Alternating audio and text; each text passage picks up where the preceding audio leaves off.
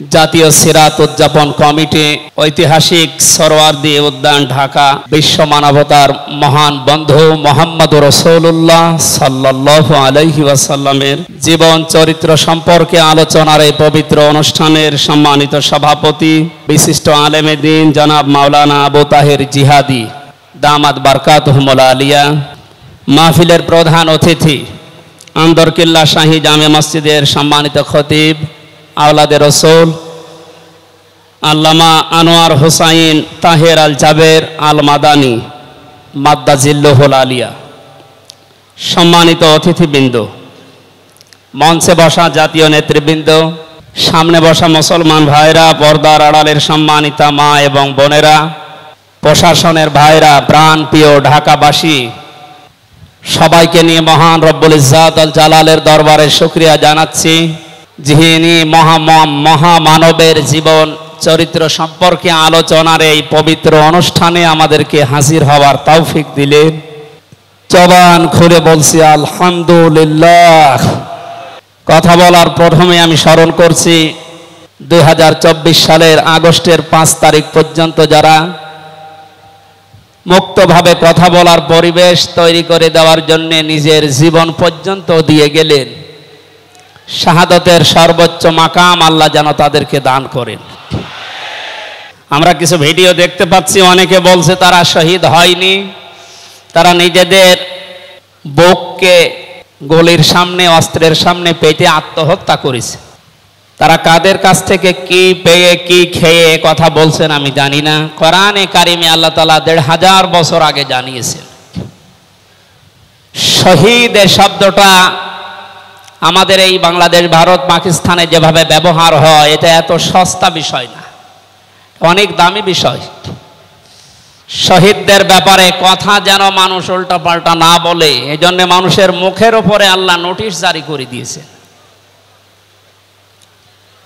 আল্লাহ পাক বলেন, ওয়ালা তাকুলু লিমান ইয়ুকতালু ফি সাবিলিল্লাহি আমওয়াত বাল আহইয়াউন ইনদা বাল আহইয়াউ ওয়ালাকিন লা তাশউরুন।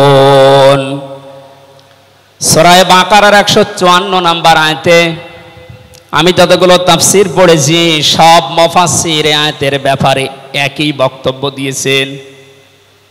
আল্লাহ পাক তামাম দুনিয়ার সব মানুষের মুখের উপরে নোটিশ দিয়েছেন, ওয়ালা তাকুলু, কেউ এ কথা বলবো না যে মানুষগুলো আমি আল্লাহর জন্য জীবন দিয়েছে, এরা মারা গেছে, কথা কখনো বলবো না।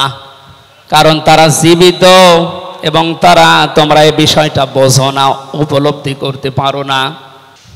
মুখের পরে মানুষ যেহেতু অন্তর দিয়ে ধারণা করতে পারে, এই জন্য আল্লাহ হৃদয়ের উপরে, অন্তরের উপরেও নোটিশ দিয়েছেন, ওয়ালা তাহসাবান্নাল্লাযীনা কুতিলু ফি সাবিলিল্লাহি আমওয়াতা বাল আহইয়াউন ইনদা রাব্বিহিম ইরযাকুন। সূরা আলে ইমরানের 169 নম্বর আয়াতে আল্লাহ জানিয়েছেন, মুখ দিয়ে তো বলাই যাবে না যে শহীদরা মারা গেছে, এমনকি অন্তরে ধারণাও আনবে না যে শহীদরা মারা গেছে, বরং তারা জীবিত এবং আমি আল্লাহর কাছে তারা রিজিক প্রাপ্ত হচ্ছে। বলেন আল্লাহু আকবার। এই আয়াতটা যে 100% বাস্তব। আমি কিছুদিন আগে গিয়েছিলাম গাইবান্ধা, বাংলাদেশ ইসলামী ছাত্র শিবিরের সদস্য ছিলেন ভাইটা। আগস্টের 5 তারিখের আগে তিনি জীবন দিয়েছেন জালিমের বুলেটের সামনে। শহীদ সাব্বির হোসাইন, 1 মাস পরে তার কবর ভেঙে গিয়েছিল এই বৃষ্টির পানিতে। তাজা রক্ত কবর থেকে বের হতে দেখা গিয়েছে। একটা মানুষ যদি খাবার না খাবে তাহলে রক্ত পেল কোথায়? এজন্য এগুলো যারা ছড়াচ্ছেন, আমরা আশা করব এই বিষয়গুলো আর সামনে নিয়ে আসবেন না। আমরা কোরআনে কারিমের আয়াতের উপরে 100% বিশ্বাস করি এবং কথা বলি জালেমের জুলুমের সামনে যারা নিজের জীবন পর্যন্ত দিয়ে গেলেন আগস্টের 5 তারিখের আগ পর্যন্ত, প্রত্যেকেই শহীদ যাদের ঈমান আছে, এবং আল্লাহ তাদেরকে যেন শাহাদাতের সর্বোচ্চ মাকাম দান করেন, বলেন আমিন।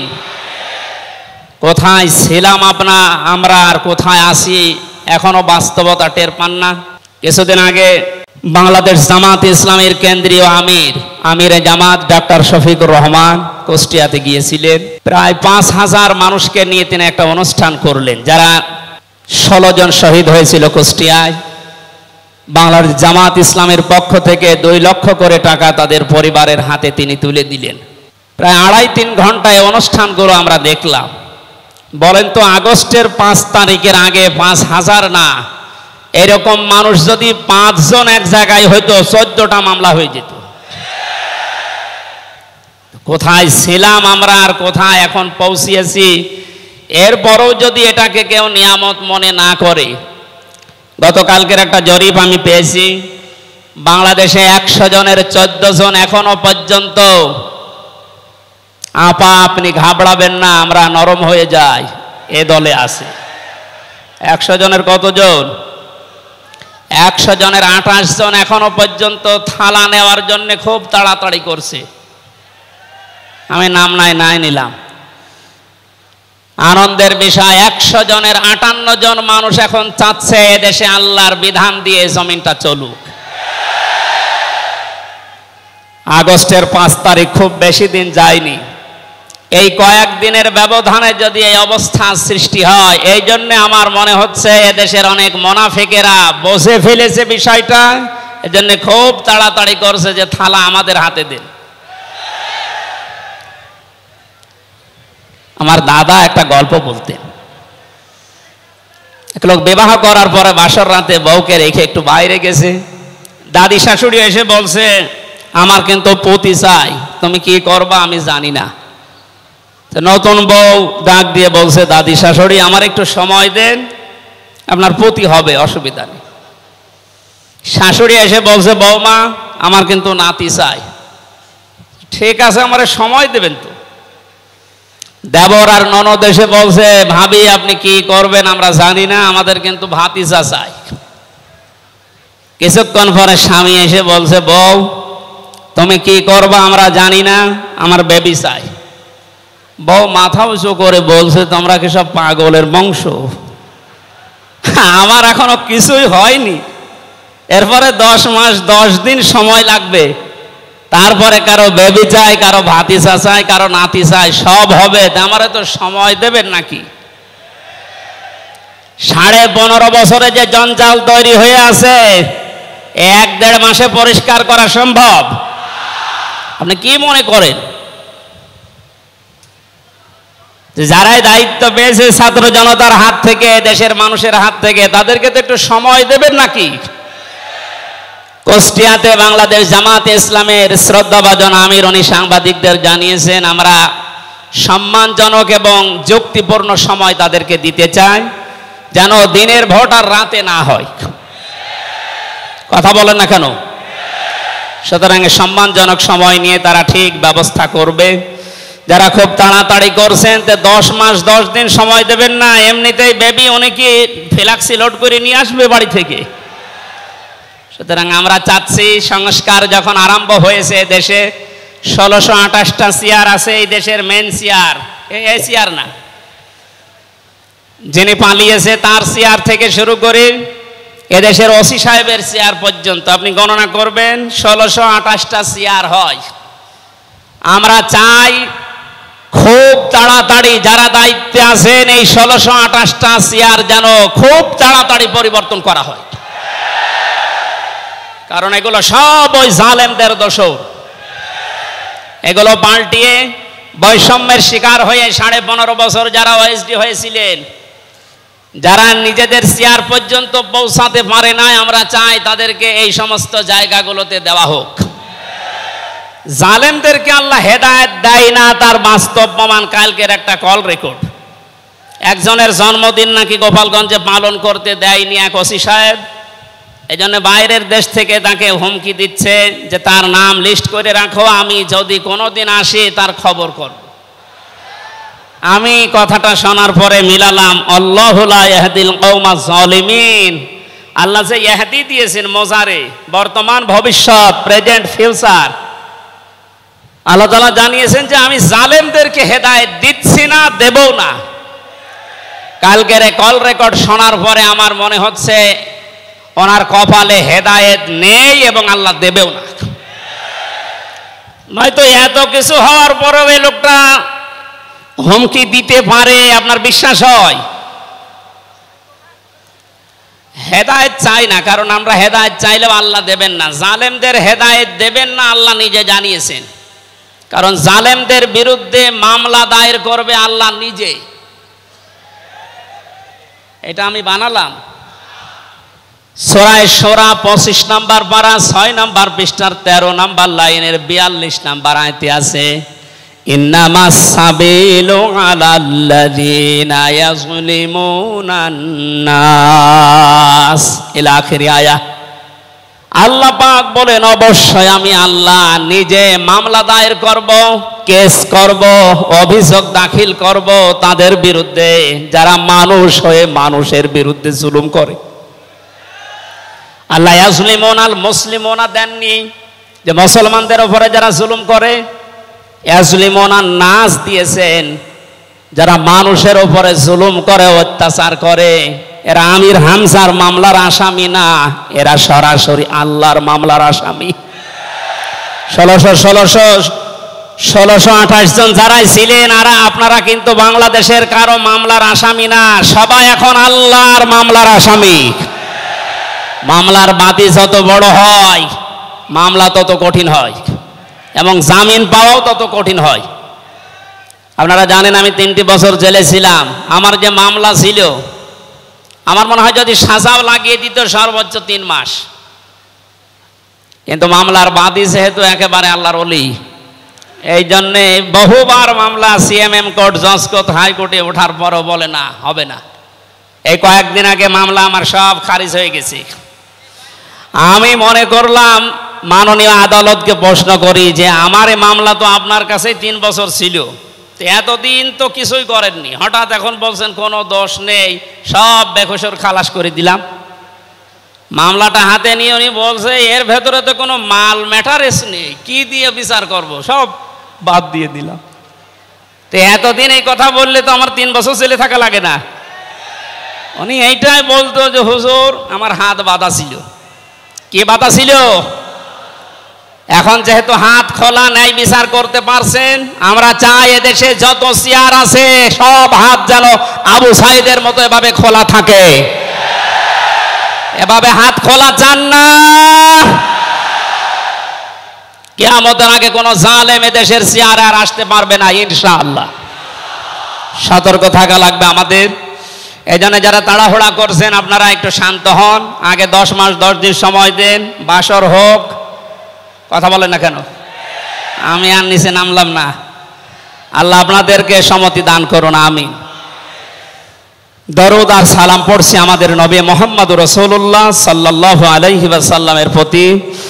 আজকে সেই বিকাল 3টা থেকে শুরু করে রাত 9টা পর্যন্ত এদেশের পতিতযশা আলেমদের মুখে, ইসলামিক চিন্তাবিদদের মুখে এবং জাতীয় নেতৃবৃন্দের মুখে আপনারা নবীর সিরাত সম্পর্কে বিভিন্ন কথা শুনতেছেন। আমি লাইভ দেখছিলাম। আমার আজকের আলোচনার বিষয় রাসূল সাল্লাল্লাহু আলাইহি ওয়াসাল্লাম কেন একমাত্র আদর্শ। এই পয়েন্টের উপরে কোরআন শরীফ থেকে, হাদিস থেকে আমি 18টা পয়েন্ট বের করেছি। খুব সংক্ষেপে এর উপরে আপনাদের সামনে কথা উপস্থাপন করার চেষ্টা চালাবো ইনশাআল্লাহ। ওমা তাওফীকি ইল্লা বিল্লাহ। জবান খুলে কোরআনের এই সোনালী আয়াতটা একটু পড়েন।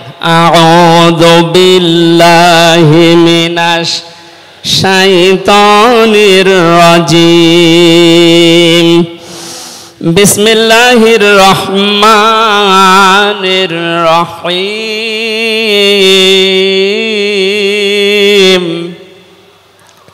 লাকাদ কানা লাকুম ফি রাসূলিল্লাহি উসওয়াতুন হাসানাহ।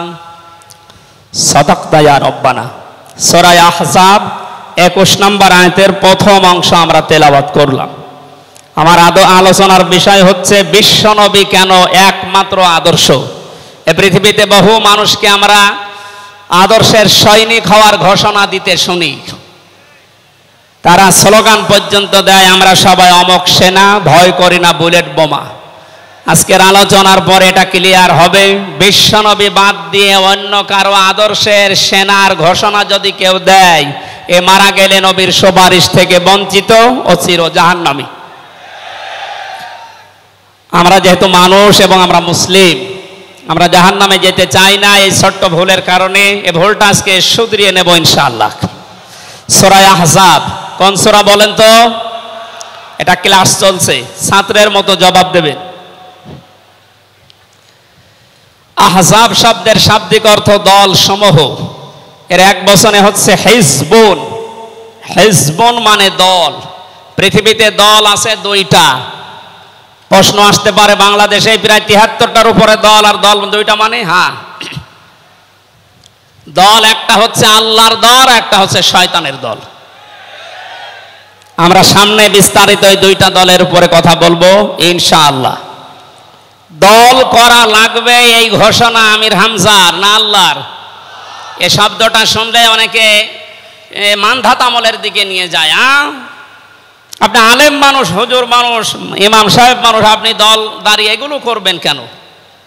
কোরআনে কারিমের যদি কেউ একটা আয়াত অবিশ্বাস করে, আর ইমান থাকার কথা। আল্লাহ পাক বলেন, ওয়ালতাকুম মিনকুম উম্মাতুন, তোমাদের ভেতরে অবশ্যই একটা দল থাকতেই হবে। তাহলে দল এই শব্দটা কোরআনে আছে না নেই? দল এই বাংলায় নেই, কিন্তু উম্মাতুন এই শব্দ তো আছে। আমি সেই দিন গাইবান্ধায় ওই দিন আলোচনা করার পরে একজন মুসলিম হয়েছিল, জিজ্ঞাসা করলাম। পরবর্তীতে ওই দিন আলোচনার বিষয় ছিল ভোট। উনি শিক্ষিত মানুষ, আমারে জিজ্ঞাসা করছে, আপনি ভোট এই শব্দ নিয়ে আসলেন, কোরআনে হাদিসে এই শব্দ আছে? এটা তো আরবি। হ্যাঁ আছে। আমানাত শব্দটা কোরআনে আছে। তাফসিরে মারিফুল কোরআন আল্লামা শফি রহমতুল্লাহ আলাইহি আমানতের প্রায় 19টা অর্থ দিয়েছেন। তার ভেতরে অন্যতম অর্থ হচ্ছে ভোট দেওয়া, রায় দেওয়া, সমর্থন দেওয়া। সুতরাং কেউ যদি ভোট এটাকে দুনিয়ার কোনো বিষয় মনে করে এড়িয়ে যায়, সে কিন্তু মরণের পরে ধরা খাবে। কথা বলেন, আমরা আখেরাতে আদালতে ধরা খেতে চাই, আমরা বাঁচতে চাই। সুতরাং দল মাস্ট বি, করাই লাগবে। যে দলের কর্মসূচি দুইটা, তারা ভালো কাজে আদেশ করবে, অন্যায় কাজে বাধা দেবে। আল্লাহর ভাষা এরাই হচ্ছে সফল কাম দল। এদেশে যত দল আছে, এই দুইটি কর্মসূচি কারা পালন করে আপনি অবশ্যই দেখতে পাচ্ছেন। আপনার বিবেকের কাছে প্রশ্ন করে আপনি সামনে আগাবেন ইনশাআল্লাহ। তাহলে নবীজি আমাদের জন্য একমাত্র আদর্শ কেন? এর এক নম্বরে আমি পেয়েছি, তার জীবনটা আমাদের কাছে পরিষ্কার। এই কারণে পৃথিবীতে আমরা যত নেতা নেত্রীকে মেনে চলতে দেখি, যে কোনো রাজনৈতিক দলের নেতা নেত্রী আপনি হন, ওই রাজনৈতিক দলে যাকে মানেন তার চরিত্র জীবন আপনার কাছে কিন্তু পরিষ্কার না। কথা বলে না কেন? আমি নাম ধরেই বলছি, আওয়ামী লীগ যারা করতেন, এখন আওয়ামী লীগ দেশে আছে কিনা আমি জানি না, আছে বললাম ওই যে 14%, ওরাও এখনো পর্যন্ত তওবা করে ফিরে আসার চেষ্টায় আছে। আল্লাহ যেন তাদেরকে তাওফিক দেন। আর যদি হেদায়েত না থাকে, দোয়া করেও তো হবে না, আল্লাহ যেন তাদেরকে মায়ের কাছে পাঠিয়ে দেন। একটু আস্তে বলেন ভাই, এটা জোরে বলার দরকার নেই। জীবনী পরিষ্কার হওয়ার কথা বলছিলাম। যারা করতেন আওয়ামী লীগ, বলেন তো আপনার বিবেকের কাছে, শেখ হাসিনা জীবনে কোনোদিন একটা মিথ্যা কথা বলেনি, এ গ্যারান্টি আপনি দিতে পারবেন? না না, এ কথা বলা ভুল হয়ে গেল। ওনার সারা জীবনে কোনো সত্য কথা আছে কিনা আমার সন্দেহ। আমার এই 33 বছর বয়সে তো আমি কোনো সত্য কথা ওনার কাছ থেকে শুনলাম না। কথা বললেই মিথ্যা কথা বল, ওটা নয় বাদ দিলাম। আমি আর একজনের ধরি, বিএনপি যারা করেন, খালেদা জিয়া জীবনে একটা মিথ্যা কথা বলেনি, এ কথা আপনি গ্যারান্টি দিতে পারবেন? জামাত ইসলাম যারা করে, তারা এ কথার গ্যারান্টি দিতে পারবেন যে মরহুম শহীদ মতিউর রহমান নিজামী জীবনে মিথ্যা কথা বলেনি? বলেন না। চরমনাই পীরের মুরিদ যারা, তারা কি গ্যারান্টি দিতে পারে সৈয়দ রেজাউল করিম জীবনেও মিথ্যা কথা বলেনি? একজনের ব্যাপারে গ্যারান্টি আছে, আল্লাহ নিজে গ্যারান্টি দিয়েছেন, তার 63 বছরে একটা মিথ্যা কথা নেই।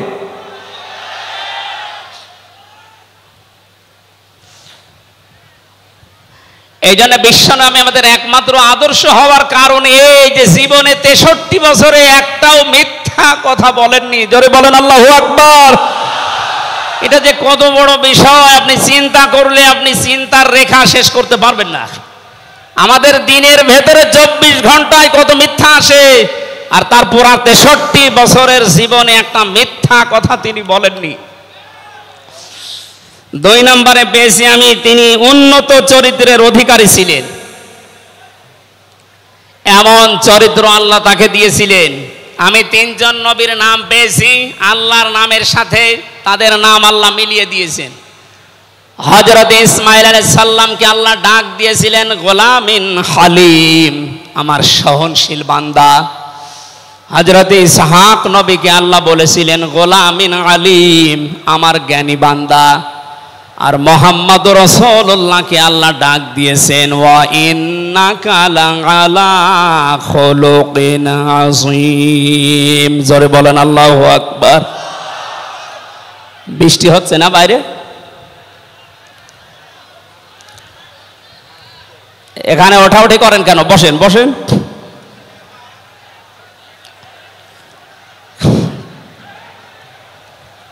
এই কোরআনের আলোচনার ভেতরে কথা বললে কিন্তু গুনাহ হবে ভাই, কথা বলা যাবে না। কষ্ট হলেও ওইভাবে থাকেন, কথা বলবেন না।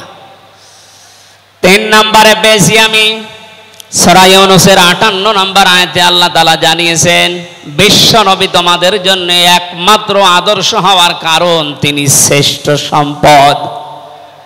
قل بفضل الله وبرحمته فبذلك فليفرحوا هو خير مما يجمعون। নবী আপনি বলুন, তাম দুনিয়ার মানুষেরা যা গেইন করে, যা অ্যাচিভ করে, যা অর্জন করে, যা কিছু পেয়ে আনন্দে আছে, আমি আল্লাহর কাছে এই পৃথিবীর শ্রেষ্ঠ সম্পদ হচ্ছে আপনি। জোরে বলেন আল্লাহু আকবার। সুতরাং আপনার আদর্শ পেয়েছে যারা, সে মানুষগুলো যেন আনন্দে থাকে, তারা যেন খুশি হয়।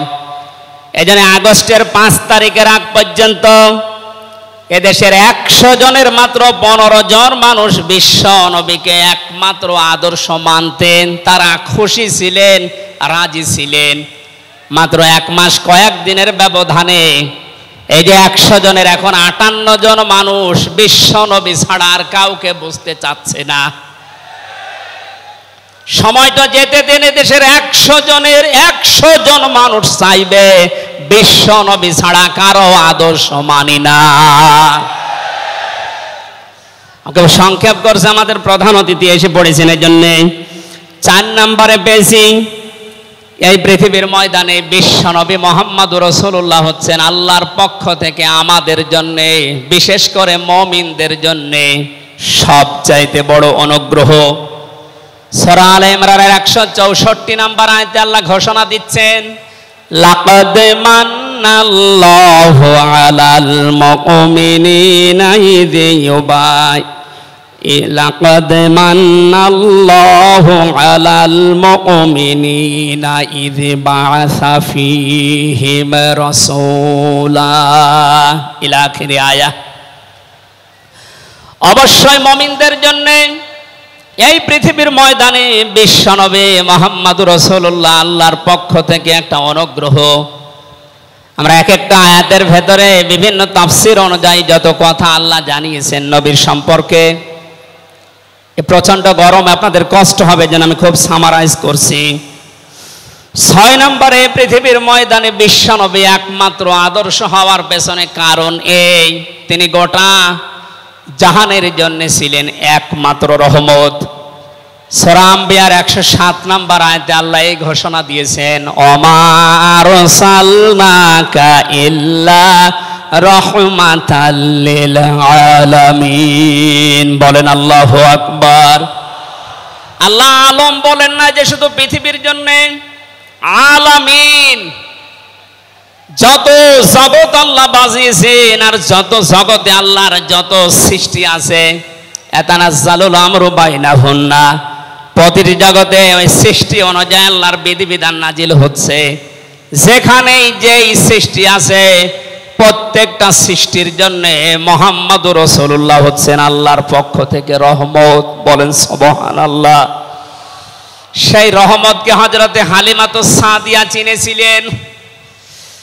কোলে নেওয়া থেকে শুরু করে বাড়ি পর্যন্ত যেখানেই নিয়ে গেছেন, সিরাত ইবনে হিশাম বলছে সব জায়গায় হালিমাতুস সাদিয়া বিশ্ব নবীর মাধ্যমে আল্লাহর রহমত পেয়েছিলেন।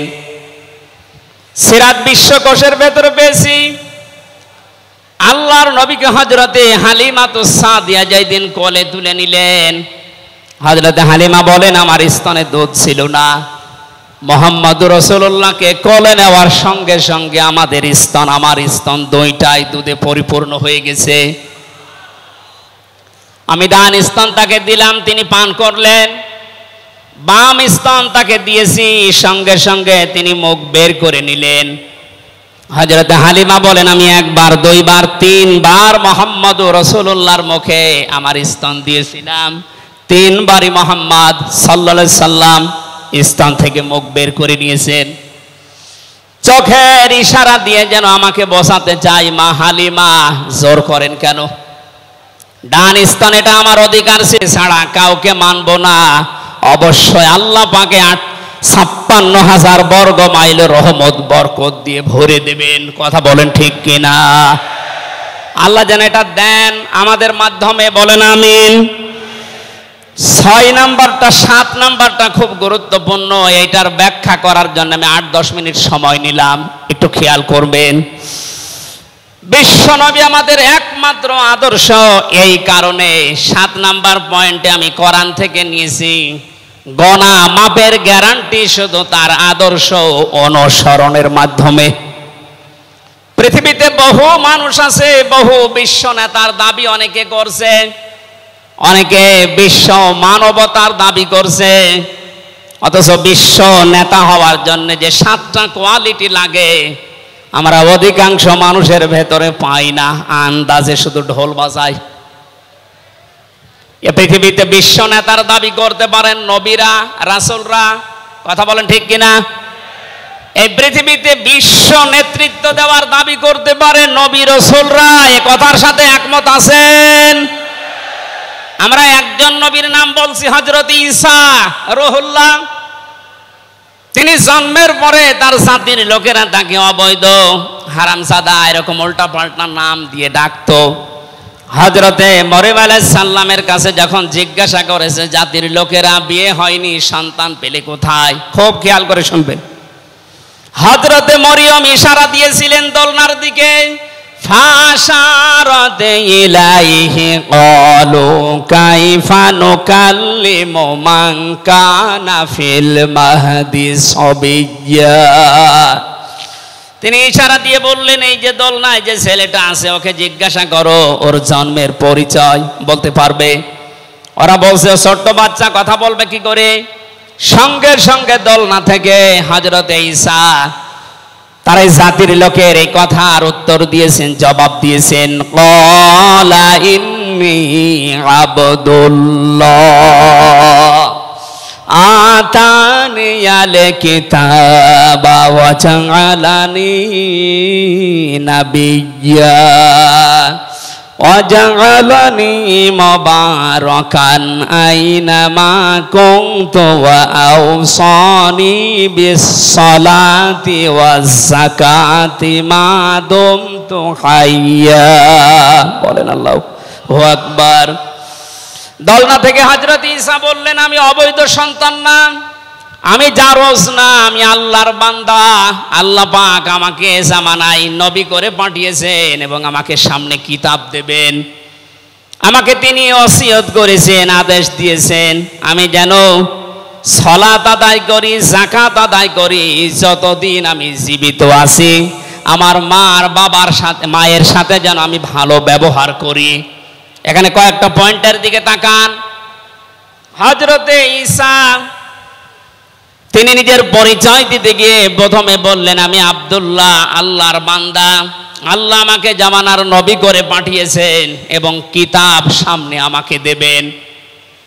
আজ পৃথিবীর ময়দানে যারা বিশ্ব নেতা হওয়ার কথা জানায়, যাদেরকে দাবি করা হয়, দেখেন তো এ মানুষগুলোর বাবা এক ধর্মের, মা আর এক ধর্মের। জন্ম আপনার আগে বৈধ হওয়া লাগবে, এরপরে বিশ্ব নেতা। যে 7টা পয়েন্ট আছে আয়াতের তাফসিরে, অত জোরে বলার দরকার নেই, আপনি বুঝলেই হবে।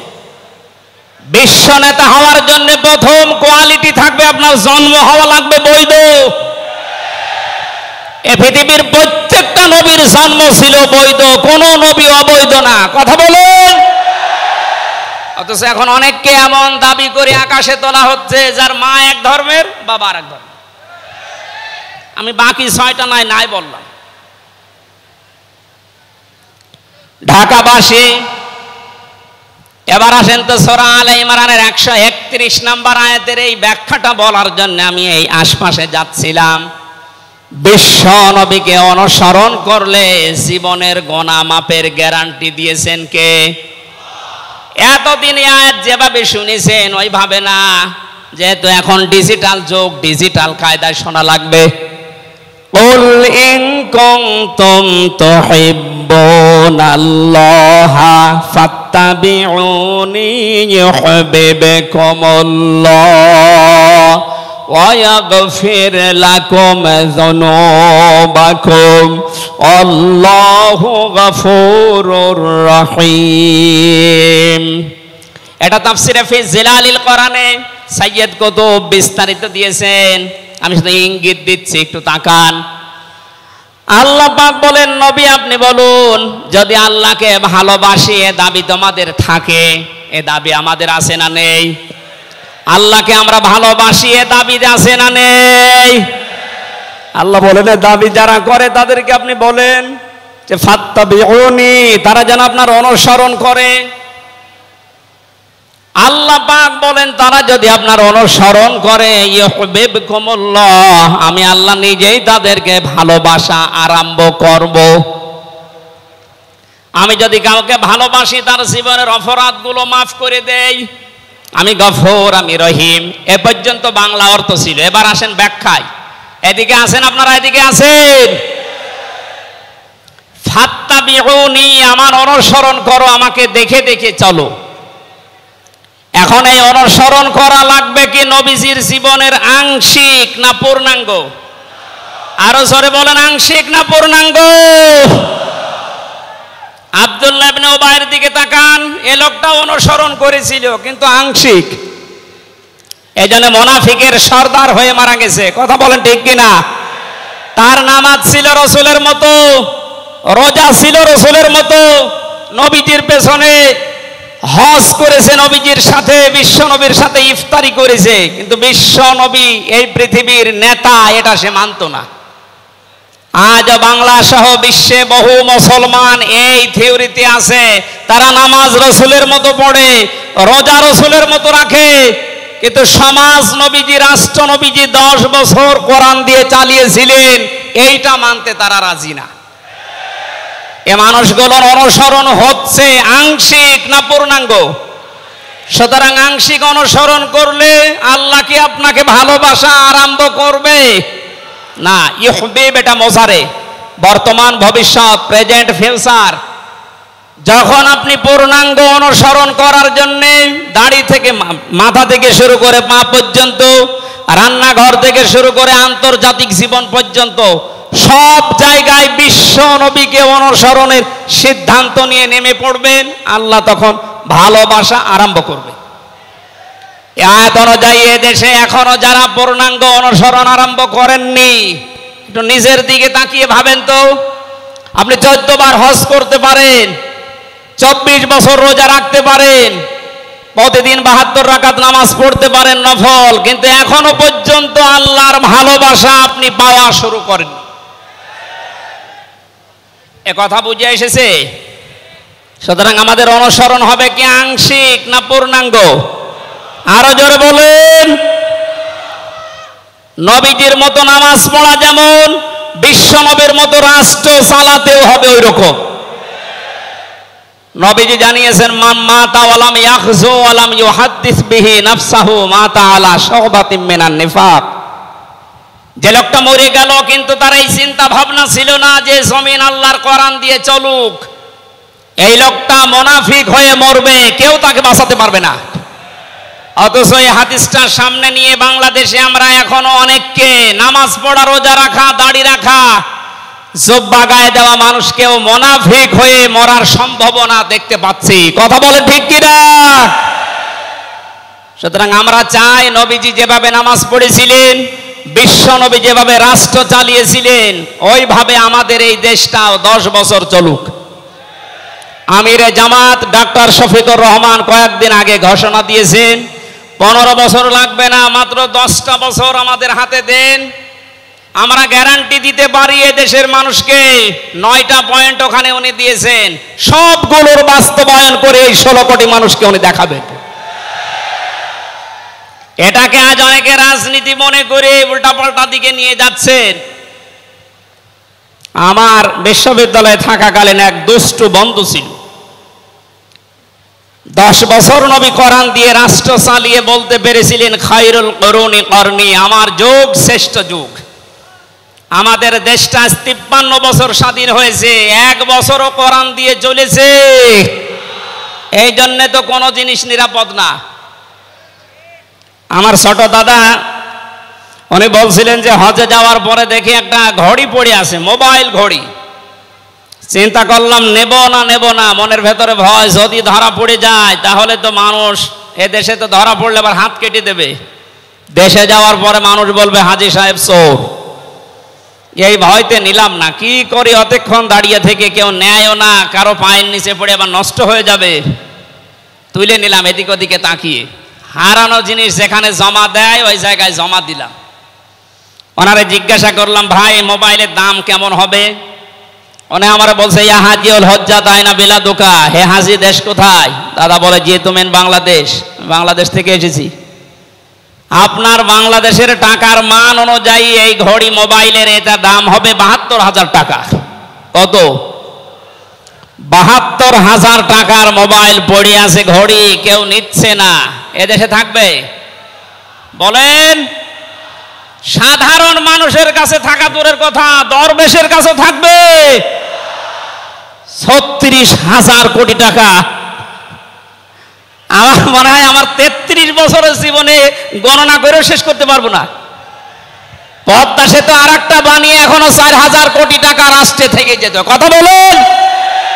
দরবেশ যদি এই করে, যেগুলো ধরবেশ ওগুলোর চরিত্র কি বলেন? এই জন্য এই বন্ধুটা আমারে বলছিল, আমি রামজা, আমি কুষ্টিয়া থেকে যাচ্ছিলাম ঢাকাতে, একটা নর্মাল কোচে চড়ে হঠাৎ আমার পেটে গন্ডগোল। সিরাজগঞ্জ রোড পার হওয়ার পর ড্রাইভারকে বললাম যে ভাই একটু দাঁড়ান, আমি নেমে যাব, আমার পেটে গন্ডগোল।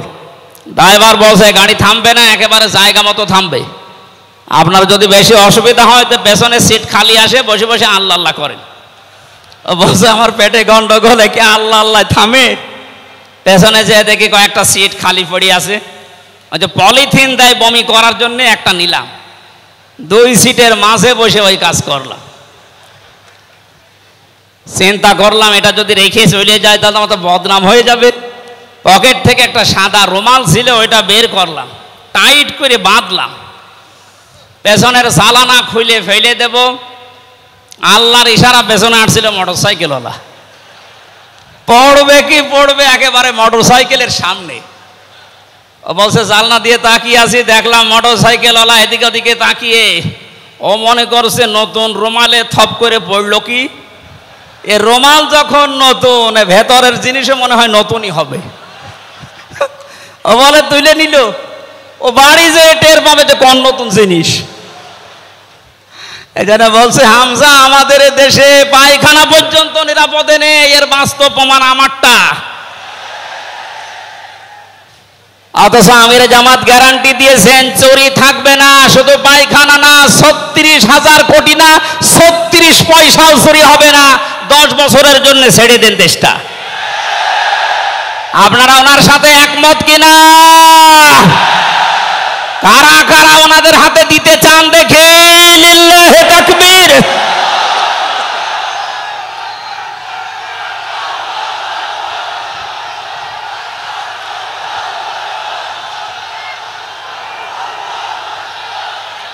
আলহামদুলিল্লাহ ভাই, এটা রেকর্ড হচ্ছে। এটা শুধু এই সামিয়ানার নিচে নেই, 18 কোটি মানুষ শুনতেছে। যারা এই ময়দানের থেকে হাত তোলা দেখে তারাও হাত তুলেছে। আমরা চাই এই হাত যেন আল্লাহর জন্য আপনারা তোলেন, মানুষকে দেখানোর জন্য না। সুতরাং আমরা যদি বিশ্ব নবী মুহাম্মদুর রাসূলুল্লাহর অনুসরণ আংশিক করি, আল্লাহর ভালোবাসা পাওয়া এখনো আমরা আরম্ভ করিনি। এই হিসাবে দেশের অনেক পীর, অনেক ইমাম, অনেক খতিব, অনেক আলেম, অনেক জনতা এখনো আল্লাহর ভালোবাসা পাওয়া আরম্ভ করেনি। গোনা মাফ, জান্নাত তো দূরের কথা। কারণ আল্লাহর ভালোবাসা যে পাওয়া আরম্ভ করবে, তার জীবনের গোনাগুলো আল্লাহ মাফ করবে, তাকে জান্নাতে দেবে। সুতরাং রাসূলুল্লাহ আমাদের একমাত্র আদর্শ হওয়ার কারণেই তাকে অনুসরণ করলে এই গ্যারান্টি পাওয়া যায় যে জীবনের গোনা আল্লাহ মাফ করে দেন। জোরে বলেন সুবহানাল্লাহ। 9 নম্বরে পেয়েছি, বিশ্ব নবীর সাথে কেউ যদি বেয়াদবি করে তাহলে সে ধ্বংস হয়ে যাবে। আপনি তাকান, তার আপন চাচা আবু লাহাব, এটা যে সিরাতুন নবী মাহফিল, আমাদের ঢাকাতে এগুলো হয়তো নেই, এগুলো চট্টগ্রাম আর সিলেট বিভাগে বেশি পাওয়া যায়। রবিউল আউয়াল মাস আজকে শেষ, এ মাস আসলেই অনেককে দেখি নবীর জন্ম নিয়ে, নবীর মিলাদ নিয়ে আনন্দে আত্মহারা হয়ে যায়। পরিষ্কার ভাষায় বলছি, বাংলার মানুষেরা, নবীর মহাব্বত, নবীর ভালোবাসা মাস্ট বি লাগবেই। কিন্তু নবীর জন্ম নিয়ে, নবীর মিলাদ নিয়ে যদি কেউ শুধু আনন্দ করে মেতে থাকে, নবীর আদর্শর কোনো খোঁজ নেই, আপনি এই মুহূর্তে জেনে নিতে পারেন যে আপনি জাহান্নামী। তার প্রমাণ নবীজির আপন চাচা আবু লাহাব আর আবু তালেব। এই দুইজন চাচা নবীর আদর্শ পেয়ে খুশি ছিল না, তারা নবীর জন্ম পেয়ে খুশি ছিল। নবীর মিলাদে, নবীর জন্মে তারা এত খুশি হয়েছিল, আবু লাহাব নিজের কাজের মেয়েকে পর্যন্ত আজাদ করে দিয়েছিল। আবু তালিব নিজের সন্তান হযরতে আলীকেও কাছে রাখতো না। আল্লাহর নবীর জন্মে লোকটা এত বেশি খুশি হয়েছিল, যতদিন পর্যন্ত তার আন্ডারে ছিল নবীজি, ততদিন নিজের ছেলে বাদ দিয়ে বিশ্ব নবীকে কাছে রেখে ঘুমাতো। অথচ তাদের পুরা দুইজনের জীবন আমি পড়ে দেখেছি।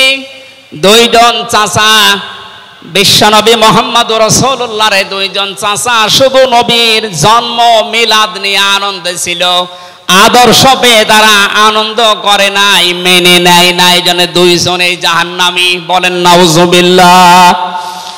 সিস্টেম অপর পৃষ্ঠায় দেখুন, আরো দুইজন চাচার নাম আমরা জানি, হযরতে হামজা, হযরতে আব্বাস রাদিয়াল্লাহু তাআলা আনহুমা।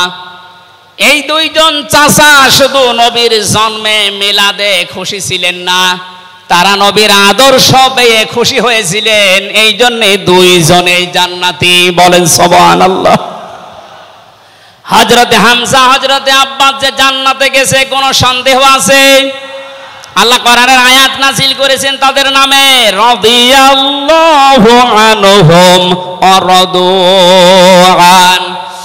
আল্লাহ পাক বলেন আমি তাদের উপরে রাজি হয়ে গেছি যেমন তারা আমার উপরে রাজি। সুতরাং হযরতে আব্বাস, হযরতে হামজা দুইজনেই নবীর আদর্শ মানার কারণে জান্নাতি। আমরা এদের মতো হতে চাই। বলেন আমিন। এখানে একটা কথা আছে, হযরতে হামজা আব্বাস রাদিয়াল্লাহু তাআলা আনহু, তিনি কিন্তু অনেক আগে মুসলমান হয়েছিলেন গোপনে, কিন্তু প্রকাশ করেননি। এই মাসলাটা বলছি এই কারণে, 152 জন সমন্বয়কের ভেতরে 108 জন বাংলাদেশ ইসলামী ছাত্র শিবিরের নেতা এবং পরীক্ষিত কর্মী। তারা আজ অনেক জালেম এবং অনেক মুনাফিক পর্যন্ত, এমন অনেক আলেম নামে জালেম পর্যন্ত এই বিষদগার করছে। নাম যেহেতু দেখেছে ছাত্র শিবির, এই জন্য তাদের চুলকানি। কেন ওরা এতদিন পরিচয় প্রকাশ না করে এই কাজ করলো? ওরা মুনাফিক, ওরা শয়তান। যেখানে বিশ্বজিতের মতো হিন্দু সে রেহাই পায় না, সেখানে পরিচয় দিয়ে মার খাবে। সুতরাং সাদিক সায়েম এবং এস এম ফরহাদ ভাই সহ যারা পরিচয় গোপন করে এই জালেমের বিদায়ের জন্য এই বিপ্লব আমাদেরকে এনে দিয়েছেন, তাদেরকে প্রত্যেক থানায়, জেলায়, রাজধানীতে সংবর্ধনা দেওয়া দরকার। তারা এটা এমনিতেই করে নাই, তারা হযরতে আব্বাসের জীবন থেকে করেছে। অথচ হযরত আব্বাস রাসূলের বিরুদ্ধে বদরের ময়দানে বিরুদ্ধে যুদ্ধ করার জন্য আবু জাহেলের পক্ষ নিয়ে গিয়েছিল, অথচ তিনি ওই সময় মুসলমান। তার মানে নিজের পরিচয় গোপন করে বাস্তবতার নিরিখে স্থান কাল পাত্র ভেদে একটা কৌশল, এটা একটা হেকমা। ও জীবনে কোরআনই পড়ে নাই, হাদিস পড়ে নাই, ও ফতোয়া দিচ্ছে যে এ হচ্ছে মুনাফিক। এই যারা ওনারা যা করেছে, আমি এখানে 9টা পয়েন্ট এনেছিলাম। সাদিক সায়েম ভাই সহ, এস এম ফরহাদ ভাই সহ 108 জন যা করেছে, সব নবীদের থেকে, নবীর মাদের থেকে, নবীর সাহাবীদের থেকে, নবীদের চাচার থেকে শিক্ষা নিয়ে এই হিকমতটা অবলম্বন করেছে। আল্লাহ তাদেরকে যেন সর্বোচ্চ মাকাম দান করেন, বলেন আমিন। আসতেছে মেহমান। বেয়াদবি করলে যে মানুষের জীবন ধ্বংস হয়ে যায় রাসূলের সাথে, তার প্রমাণ পেয়েছি নবীজের চাচা আবু লাহাবের জীবন থেকে। বিশ্ব নবী যখন সাফা মারওয়া এই পাহাড়ের উপরে উঠে দাওয়াত দিচ্ছিলেন, এই লোকটা ডাক দিয়ে বলেছে, তাব্বালাকা লিহাযা জামাতানা ইয়া মুহাম্মদ, হে মুহাম্মদ তুমি ধ্বংস হয়ে যাও। তাফসিরের কিতাবে সূরা লাহাবের তাফসিরে পড়েছে, আবু লাহাব মুহাম্মদুর রাসূলুল্লাহকে শুধু ধ্বংস হয়ে যা এ কথা বলে নাই। সামনে একটা পাথর ছিল, পাথরটা হাতে নিয়ে নবীজির দিকে এভাবে নিক্ষেপ করেছিল। ও ঢাকাবাসী খুব খেয়াল করে শোনেন, এখানে আমার 2টা পয়েন্ট আছে। আবু লাহাব 1500 বছর আগে মুহাম্মদুর রাসূলুল্লাহর দিকে যে পাথর নিক্ষেপ করেছিল, তাফসিরে ফি জিলালিল কোরআন মুফাসসির লিখেছেন সাইয়্যিদ কুতুব, যে নবীজির সামনে পাথরটা পড়েছিল, নবীজির শরীরে লাগে নাই। আল্লাহ পাক সঙ্গে সঙ্গে তার জন্য কোরআনের আয়াত নাজিল করলেন, শুধু এই হাতের জন্য না, তাব্বাত ইয়াদা আবি লাহাবি ওয়া তাব। ইয়াদানে ছিল শব্দটা, ইয়াদাদি বচন আল্লাহ দিয়েছেন, অথচ আবু লাহাব পাথর নিক্ষেপ করেছিল কয় হাত দিয়ে? আরো জোরে আরেকবার বলেন। আল্লাহ যে তার 2 হাতই ধ্বংস করে দিলেন। জবাব দিয়েছেন মুফাসসির এইভাবে, আবু লাহাব যদিও এভাবে পাথর নিক্ষেপ করেছিল 1 হাত দিয়ে, কিন্তু তার বাম হাত একটু নড়াচড়া করে সাপোর্ট দিয়েছিল। আপনি যদি এখান থেকে একটা কোনো কিছু নিক্ষেপ করেন এভাবে, এই হাত দিয়ে শুধু কাজ হবে না, এই হাতও নড়াচড়া করে সাপোর্ট দেবে। আল্লাহ এইটাও সহ্য করেন নাই। নবীজির বিরুদ্ধে যারা অবস্থান নিয়েছে, যে যতটুকু তার সাথে যারা সাহায্যে ছিল, সহযোগিতায় ছিল, আল্লাহ তাদেরকেও ধ্বংস করে দিয়েছেন। এই 15.5 বছরে আল্লাহর নবীর আদর্শকে, তার শিক্ষাকে, শিক্ষা ব্যবস্থা থেকে ডাইরেক্ট ডান হাতের মতো, অনেকে বাম হাতের মতো পেছন দরজা দিয়ে নাড়াচাড়া করে উল্টিয়ে ফেলেছিলেন। এই কথা বলেন না কেন? হযরতে আবু বকর আর নবীজির সেই সারে গারে সুরের সেই ঘটনাটা আমাদের শিক্ষা ব্যবস্থা এখন আর নেই, এগুলো তুলে ওখানে বাবার জীবনী বসিয়েছেন। সুতরাং নবীজিকে যারা আঘাত দিয়ে শিক্ষা ব্যবস্থা থেকে 96% মুসলমানের এই দেশে নবীর আদর্শ বাদ দিয়ে অন্য কাউকে যারা বসাতে চেয়েছিলেন, যারা ডাইরেক্ট এগুলো করেছিলেন, যেগুলো মন্ত্রণালয়ের দায়িত্বে ছিল, বাম হাত দিয়ে যারা পেছন দরজা দিয়ে নাড়াচাড়া দিয়েছেন, উপদেষ্টা মণ্ডলের ভেতরে 2 জন আছে, তারা সমকামিতা প্রমোট করছেন, আমরা শুনতে পাচ্ছি। পাঠ্য মস্তকে যে পরিবর্তন আনার চেষ্টায় আছেন, 96% মুসলমান কিন্তু ঘুমিয়ে যায়নি, এরা এখনো জেগে আছে। আমিরে জামাত কুষ্টিয়ায় সেদিন ঘোষণা দিয়েছে, দেশের মুসলমানেরা এখন আর 5 তারিখের আগের মতো ঘুমিয়ে নেই, সব সজাগ আছি আমরা। আরো জোরে বলেন। সুতরাং যারা ডান হাত দিয়ে চেষ্টা করছেন আল্লাহ বিরোধী, রাসূল বিরোধী, মানবতা বিরোধী এই কাজগুলোকে প্রমোট করার জন্যে, বাস্তবায়নের জন্যে, আর পেছনের দরজা দিয়ে যারা বিভিন্ন নাম নিয়ে আবুল আহাবের বাম হাতের মতো নাড়াচাড়া দিচ্ছেন, আল্লাহ পাক যদি ধরে আবুল আহাবের মতো ডান হাত বাম হাত সব কিন্তু ধ্বংস করে ছাড়বে। এই জন্য আমরা সাবধান বাণী উচ্চারণ করছি। এগুলোই যারা আছেন, আমি নাম নিলাম না, ছাত্র জনতা যেভাবে আপনাদেরকে উপদেষ্টা বানিয়েছে, আপনি 152 জনের 108 জনের দেখতে পারছেন না। এই মানুষগুলো কি চাই?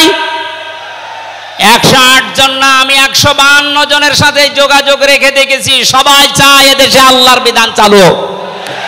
এই রবিউল আউয়াল মাসে রাসূলের চরিত্র যেভাবে শুনি ওটা যেন বাস্তবে দেখতে পাই, সেটা চালু হোক। 53 বছর তো দেখলেন, বাবা চালিয়েছিল, দুর্ভিক্ষে মরেছে অনেকে, আমি দেখি না, আমার তো 33 বছর, এ মুরব্বীরা দেখেছে। স্বামী চালিয়েছিল অনেকের চাচা চালিয়েছে 9 বছর, ভাবি চালিয়েছে, এমনকি বউ চালিয়েছে, এটা তো দেখলাম। এখন শুধুমাত্র কোরআন দিয়ে চললে, নবীর আদর্শ দিয়ে চললে দেশটা কেমন দেখা যায় এটা দেখতে বাকি আছে। এটা আপনারা দেখতে চান না সামনে? আমার জীবনের সবচাইতে বড় শখ, আকাঙ্ক্ষা, তামান্না এইটা যে চর্ম চোখে যেন আল্লাহ আমাকে দেখায় যে 56,000 বর্গ মাইল তার কালাম দিয়ে চলছে। এটা দিয়ে চললে যে কেমন দেখা যায়, এটা মিনি জান্নাত হয়ে যাবে।